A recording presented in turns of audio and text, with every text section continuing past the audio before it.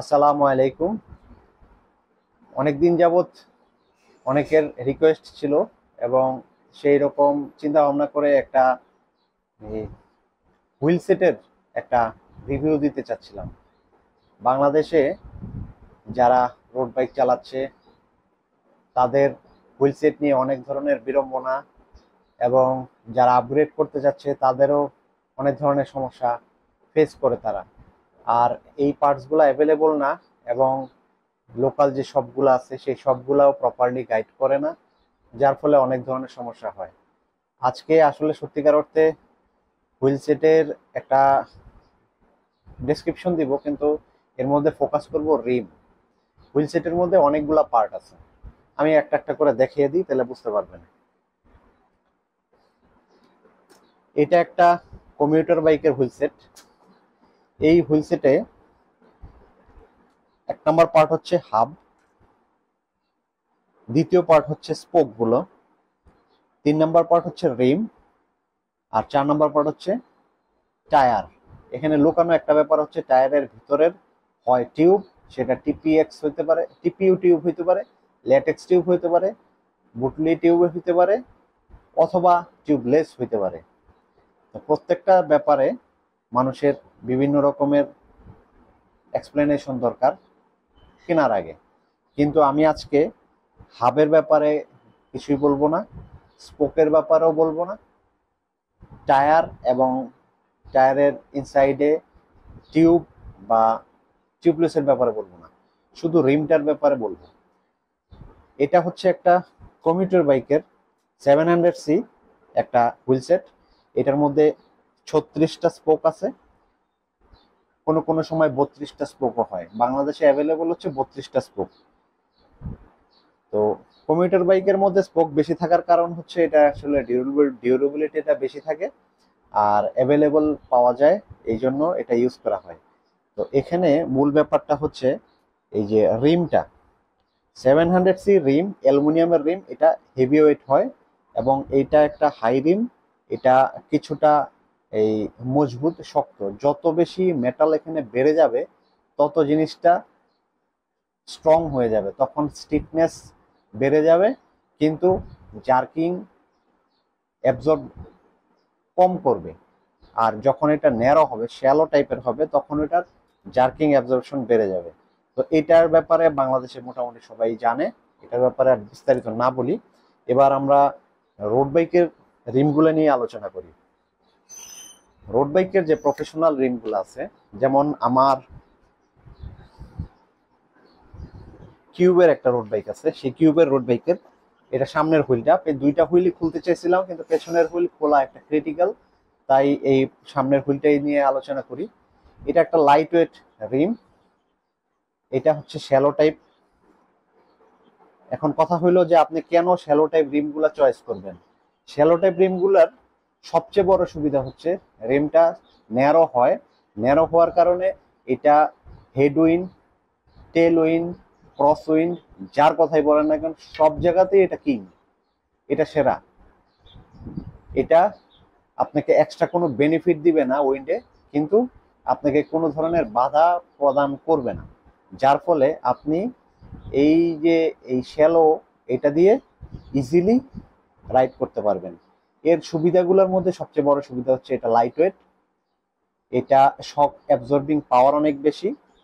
এই রিমগুলোর মধ্যে 16টা স্পোক হয়, কোনো কোনোটায় 20টা স্পোক হয়, আমার এটাতে 20 স্পোক ফ্রন্ট হুইলে, আর রেয়ার হুইলে 24 স্পোক। তো স্পোক কম হওয়ার কারণে এবং স্পোকের বাইন্ডিং স্ট্রেট করার কারণে, অথবা অনেক সময় ক্রস বাইন্ডিং করার কারণে, এইটার স্টিফনেসটা এবং শক অ্যাবজর্বিং পাওয়ারের অনেক ধরনের ক্যালকুলেশন থাকে। তো এই রিমটা আমি গত 2 বছর যাবত টানা ব্যবহার করতেছি। এটা আমার স্টকের সাথে আসছে। এটা স্টোনের রিম, এটার হাবটাও স্টোনের হাব, স্পোক গুলো হচ্ছে ডিটি সুইচের স্পোক। এটার মধ্যে আমি যে টায়ারটা ব্যবহার করি, আমি এগুলো নিয়ে কথা বলবো না, তারপরে বলতেছি এটা হচ্ছে গ্র্যান্ড পিক্স 4000 সেকেন্ড সিরিজের ভার্সন 2 টায়ার। এটা অত্যন্ত ভালো একটা টায়ার। তো এই রিমের সুবিধাটাই হচ্ছে এটা, যে এটা যখন বড় কোনো গর্ততে বা কিছু পড়বে, তখন এটা আপনাকে সেই পরিমাণ ঝাঁকি ট্রান্সফার করবে না, সে নিজে অ্যাবজর্ব করে নিবে। সুতরাং যদি এটার সাথে একটা কার্বন ফর্ক থাকে আর আপনার হ্যান্ডেলবারটা যদি কার্বনের হয়, তাহলে আপনি এটা চালাইলে আপনার কাছে মনে হবে যে আপনি খুব স্মুথ একটা রাইড ফিল পাবেন। আপনার জন্য এটা খুব ভালো। সুতরাং যারা রোড বাইক কম বাজেটে বিল্ড করতে যাচ্ছেন, তারা এই জিনিসটা চিন্তা করবেন যে শ্যালো রিমের কোনো নেগেটিভ সাইড নাই, এটা পুরোটাই পজিটিভ। আর আপ হিলে এটার মতো ভালো আর কিছুই হয় না। এবার আরেকটা দেখাই। এটা এটা হচ্ছে আমার একটা ভিনটেজ বাইক আছে, ট্রেক। ট্রেক ভিনটেজ বাইক 1987 এর ট্রেক। ওটা হচ্ছে ক্রোমো স্টিলের বাইক। সেই ক্রোমো স্টিলের বাইকের মধ্যে এই হুইলসেটটা আছে। এই হুইলসেটটার ডেপথ আগের যে শ্যালোটা তার চেয়ে একটু বেশি। এটা একবার মাপছিলাম, সম্ভবত 28 বা 29 এরকম, বা 30 হইতে পারে। 30 ডিপ সেকশনের যে রিমগুলা, সেগুলো অনেক বেশি বাতাস কাটতে পারে। এটা লাইট ওয়েটও হয়, শ্যালোর মতো অত বেশি লাইট ওয়েট না, কিছুটা লাইট ওয়েট হয়। আর এই রিমটার বড় সুবিধা হচ্ছে এটা এত সহজে টাল হয়ে যায় না। তার কারণ হচ্ছে ওর এখানে মেটাল অনেক বেশি। মেটাল বেশি থাকার কারণে সে ওজনে বেশি হয়ে যায়, এটা একটা প্রবলেম। কিন্তু ওর স্ট্রং বেশি হয়, এত বেশি টাল হয়ে যায় না। তো আমার কাছে মনে হয় যে খুব ভালো রিমের মধ্যে কেউ যদি চয়েস করতে চান, তাহলে এই ধরনের রিমগুলো খুবই ভালো হবে। তার কারণ হচ্ছে এটা আপনি একটা গুড একটা উইথ পাবেন, তারপরে 20 স্পোক, স্পোক কম, ক্রস বাইন্ডিং করা আছে এটাতে স্টেনলেস স্টিলের স্পোক দিয়ে, খুব ভালো। আর এটা টিউবলেস রিম। এর ভিতরে আমি টায়ার ইউজ করি হচ্ছে গ্র্যান্ড স্পোর্টস 28 মিলিমিটারের।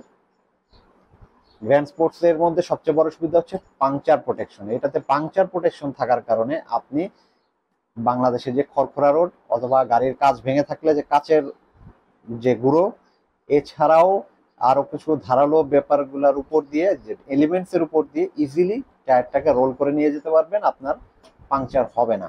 আমার এটাতে পাংচারের রেকর্ড 0 এখন পর্যন্ত। অনেক জায়গা কেটে গেছে, ছিঁড়ে গেছে, অনেক কিছু হয়েছে, কিন্তু এটা উপরের সারফেসটা, তার ভিতরে পাংচার প্রোটেকশন আছে। পাংচার প্রোটেকশন ভেদ করে ভিতরে এখন পর্যন্ত কিছু কখনো ঢুকে নাই। যে একবার বা দুইবার পাংচার হয়েছে সেগুলা হচ্ছে তার টিউবের কারণে, ভিতরে টিউব খারাপ ছিল, টিউব টেম্পার শেষ হয়ে গেছে, পাংচার চলে গেছে, অথবা নজলের গুঁড়া দিয়ে চলে গেছে। ও আরেকটা ব্যাপার, এই অনেকেই এখানে নজলের এই নাট টাইট দিয়ে রাখে, এই জিনিসটা করবেন না। নজলটা আপনারা এই যখন লাগাবেন, লাগানোর পরে ওই নাটটা ফেলে দিবেন। ওই নাটটা ফেলে দেওয়াটাই ভালো টিউবুলার টায়ার গুলাতে, রিম গুলাতে। তো এটা মিড বাজেটের মধ্যে খুব নাইস একটা হুইল সেট হবে আপনাদের জন্য। আচ্ছা, এইবার একটা প্রিমিয়াম কোয়ালিটির হুইল সেট দেখাই। এটা হচ্ছে একটা প্রিমিয়াম কোয়ালিটির হুইল সেট। এটা সামনেরটা, এটা পেছনেরটা। এটার এটা হচ্ছে স্পেশালাইজড এর রোভালের হুইল সেট। স্পেশালাইজড রোভাল ইউজ করছে 30 মিলিমিটার। এটা আসলে 30 না, 28 মিলিমিটার। তারা সবসময় একটু একটু স্পেশাল থাকতে চায়। এই যে এখানে লেখা আছে 28 মিলিমিটার একটা অ্যারো শেপের একটা হুইল সেট, একদম ন্যারো। এটা খুব ধারালো এই দিকটা। আর এদের কিছু ভালো সাইড আছে, কিছু খারাপ আছে। স্পেশালাইজড করতে গিয়ে তারা এখানে খুব লাইট ওয়েট একটা এই হাব ইউজ করেছে, যার নাম হচ্ছে রোভাল। এই হাবের ভিতরে এখানে কোনো স্পোক নাই, স্পোক গুলা হচ্ছে ফ্ল্যাট স্পোক, এগুলা ডিটি সুইচের স্পোক, এবং এইটার অ্যাডজাস্টমেন্টের জন্য এখানে কোনো নাটও নাই। এখানে যে নোজেল থাকে, ওই নিপল থাকে, নিপল অ্যাডজাস্ট করা হয়, সেটার করার কোনো সুযোগ নাই। এই নিপল অ্যাডজাস্ট করার জন্য টায়ার খুলতে হয়, টিউব খুলতে হয়, ভিতর দিয়ে এক ধরনের এটার একটা টুল আছে, সেই টুল দিয়ে এটাকে টাইট বা লুজ করা লাগে। এই স্পোক গুলা হচ্ছে একদম অ্যারো শেপের। আর আমি এই মোটামুটি প্রিমিয়াম কোয়ালিটির যতগুলা রিম দেখেছি, এর মতো রিম আর দেখি নাই। আর প্রিমিয়াম কোয়ালিটির রিমগুলোতে এই স্ট্রেট বাইন্ডিং হয়, এটা ক্রস বাইন্ডিং সাধারণত তারা করে না। ওই আগে যেটা আপনাকে দেখালাম আমার যে কিউবের বাইকে স্টোনের হুইল সেট, সেটাও এরকম ক্রস বাইন্ডিং করেনি। তো এই রোভালের হুইল সেটটা, এটা আমি ব্যাকআপ হিসেবে রেখে দিয়েছি, এটা আমি সাধারণত ইউজ করি না। আরেকটা হুইল সেট নিয়ে কথা বলতে চাচ্ছিলাম, অনেকেই এটা আসলে জানতে চাচ্ছিলেন, তা হলো আমি একটা নিউ একটা বাইক বিল্ড করছি, কার্বনের, ফুল কার্বনের একটা বাইক, তার মধ্যে হুইল সেটটাও কার্বনের দিয়েছি, অ্যারো হুইল সেট। এটার ব্যাপারে হুইল সেটটা হচ্ছে এই যে এটা এটা হচ্ছে রোড বাইকের ডিস্ক ব্রেক হুইল সেট। এটার হাফটা হচ্ছে থ্রো এক্সেল, রোড বাইকের ফ্রন্ট এবং রেয়ার বোথ হচ্ছে 12 মিলিমিটার থ্রো এক্সেল হয়, এবং সামনেও নন বুস্ট হয় অর্থাৎ 100 মিলিমিটার, পেছনেও নন বুস্ট অর্থাৎ 142 মিলিমিটার। তো এইটা হচ্ছে কার্বনের একটা হুইল সেট, এই রিমটা হচ্ছে কার্বনের। ছোট ডেসক্রিপশন দিয়ে দিই, এই ডিস্কটা হচ্ছে ফ্রন্টে 160 মিলিমিটার, এটা সেন্টার লক হাব। আর এইখানে একটা ছোট একটা টেকনিক্যাল ইস্যু আছে যেটা অনেকে মিস্টেক করতে পারে, তা হলো সেন্টার লক হাব যখন থ্রো এক্সেলের হয়, আমি একটু দেখাই।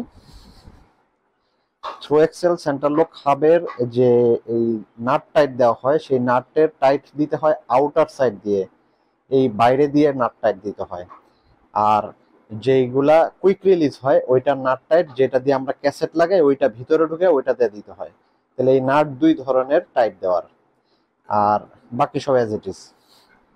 তো এইখানে যে রিমটা, যে এই রিমের ব্যাপারটা বলি, এই রিমের মধ্যে যেখানে স্পোকটা এসে লাগছে, নিপলটা যেখানে, সেই জায়গাটা হচ্ছে একটু ডাউন চোখা, আর যে জায়গাটা স্পোক নাই সেই জায়গাটা হচ্ছে হাই। এখন যে জায়গাটা ডাউন, এই জায়গাটার মেজারমেন্ট হচ্ছে এই টপ থেকে এই পর্যন্ত 60 মিলিমিটার। এই জন্যই এই যে এখানে দেওয়া আছে 65 মিলিমিটার হচ্ছে এই টপের জায়গাটা, আর ডাউনের জায়গাটা হচ্ছে 60 মিলিমিটার। এই জন্য এটার মডেল হচ্ছে 6560। এটার ডিজাইনার হচ্ছে প্রিন্সটনের কার্বন ওয়েকের একটা হুইল সেট। তো এই হুইল সেটটা বেশ লাইট ওয়েট, কিন্তু ওই একই কথা বলছি আমি আপনাদেরকে আগেও, যে অ্যালুমিনিয়াম হোক আর কার্বন হোক, যখন এটা ডিপ সেকশন হবে তখন এটা সাধারণত লাইট ওয়েট হয় না, এবং এর স্টিফনেস অনেক বেশি থাকে, বাট শক অ্যাবজর্বিং পাওয়ার কিছুটা কমে আসে। এটার মধ্যে যে স্পোকগুলা ইউজ করা হয়েছে, বোথ সব জায়গাতেই ক্রস করা হয়েছে, সামনে এই ডান সাইড বাম সাইড বোথ সাইডে, এবং এই ক্রস গুলো হচ্ছে ফ্ল্যাট স্পোক হওয়ার কারণে স্পোক গুলো অনেক স্ট্রং। এই স্পোক গুলা এই একটা চাইনিজ ব্র্যান্ড আছে, চাইনিজ বা সম্ভবত এই এটা কি তাইওয়ানের একটা ব্র্যান্ড আছে, পিলারের স্পোক। তো পিলার এখন মার্কেটে বেশ নাম করা, বা এখন ওই ডিটিসি যেরকম নাম করে ফেলছে এরকম পিলারও নাম করে ফেলছে। তো এই হুইল সেটের ব্যাপারে যেটা বলার বিষয় সেটা হচ্ছে, এই বাংলাদেশে সাধারণত ক্রস উইন্ড খুব কম। আমাদের এখানে মাঝে মাঝে মৌসুমি বা বায়ুর সময় ওই হেডউইন্ড এবং টেল উইন্ডটা পাওয়া যায়, ক্রস উইন্ড নাই বললেই চলে।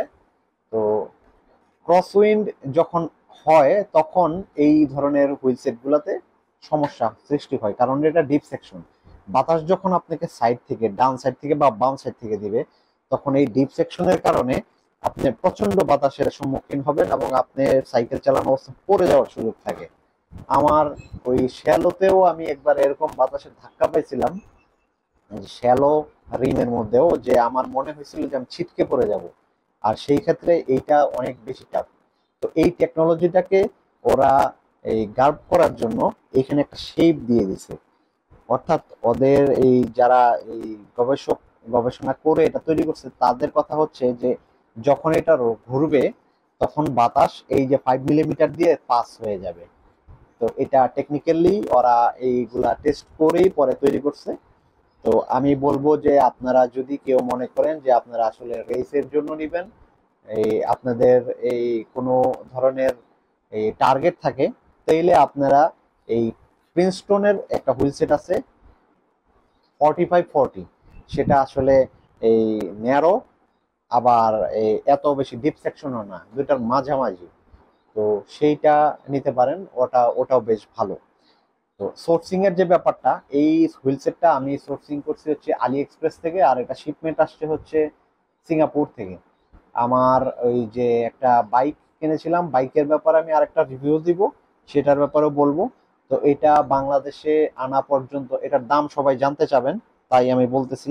বাংলাদেশে আনা পর্যন্ত এটার, আমি যখন কিনেছিলাম তখন আমি থার্ড পার্টি দিয়ে কিনেছিলাম, আমি নিজে এই কিনিনি।